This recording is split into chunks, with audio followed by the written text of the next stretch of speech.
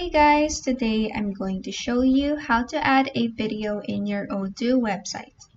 Let's get started. First, go to odoo.com and log in your account. This section will lead you to your dashboard, where you will click on the website option right here. This will take you to your website, where you will go to the page where you want to put a video in. Then click on the edit button at the top right corner. This right panel will open where under the inner content section, hold down your left mouse on this video block, then drag it to where you want to place your video. Next, if you want to change the video, go to your right panel and click on Customize from the navigation menu. After that, scroll down to the video section at the very bottom, then click on Replace.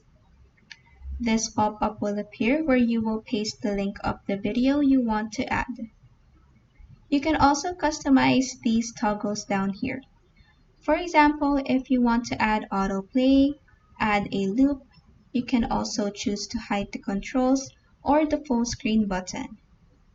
After you're done customizing, click on Add at the very bottom.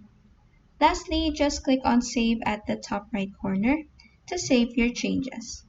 And that is how you can add a video to your Odoo website. If this video helped you, please like and subscribe for more helpful tutorials.